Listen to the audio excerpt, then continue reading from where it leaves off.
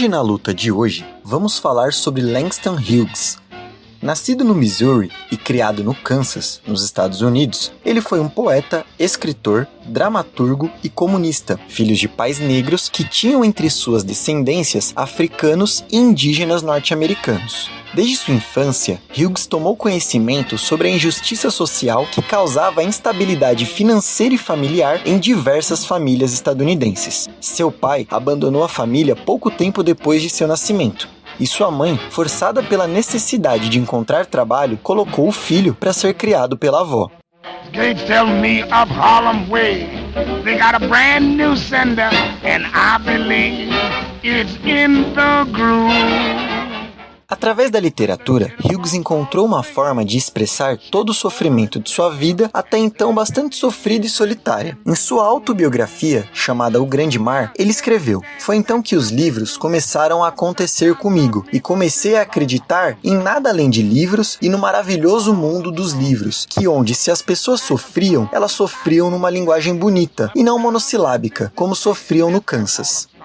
Ainda muito jovem, Hughes mudou-se para Nova York, onde construiu sua carreira. Foi um dos líderes do movimento de renascimento do Harlem, que se tratava de um movimento cultural que ocorreu na década de 1920 e que tinha como características o orgulho racial, a expressão criativa e o intelectualismo.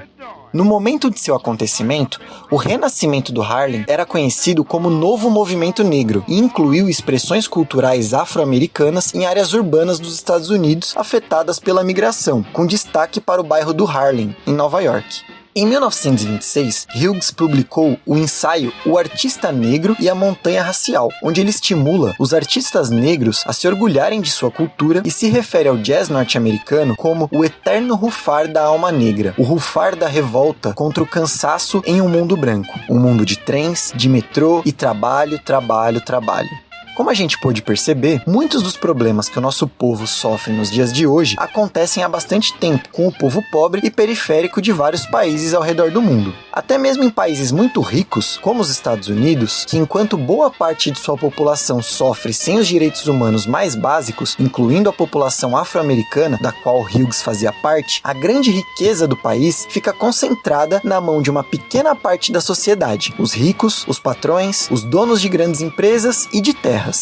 Em 1930, ao ver os resultados da Grande Depressão estadunidense, Hughes escreveu um poema com o título Feliz Natal, onde ele saudava países como China, Cuba, Haiti, além de citar o continente africano, e fazia, de uma forma irônica e debochada, duras críticas aos esforços dos Estados Unidos para parecer um país bonzinho, enquanto dominam militarmente diversos países pelo mundo. Ainda em 1930, quando o renascimento do Harlem vivia seu auge, Hughes escreveu sobre segregação e violência policial nos Estados Unidos e se juntou a organizações próximas do Partido Comunista Americano, como a John Reed Club e a Liga de Luta pelos Direitos dos Negros. Hughes visitou diversos países, entre eles a União Soviética, onde durante sua viagem escreveu o poema Bom Dia Revolução. É um poema lindíssimo, vale muito a pena conhecer, mas para esse áudio não ficar muito longo, vamos ler só um trechinho juntos. Ouça a revolução. Somos amigos, veja. Juntos podemos levar tudo. Fábricas, arsenais, casas, navios, ferrovias, florestas, campos, pomares, linhas de ônibus, telégrafos, rádios, siderúrgicas, minas de carvão, poços de petróleo, gás, todas as ferramentas de produção. Tudo. Entregue-os às pessoas que trabalham. Governar e administrá-los para nós, pessoas que trabalham.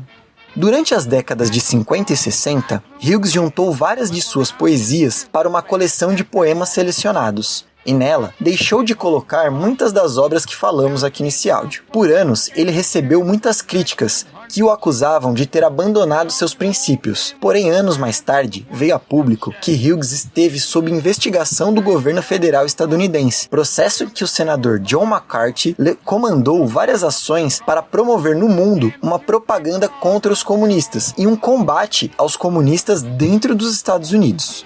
Langston Hughes faleceu em 1967 e o governo dos Estados Unidos ainda tenta eliminar a memória histórica sobre as conquistas socialistas no século XX.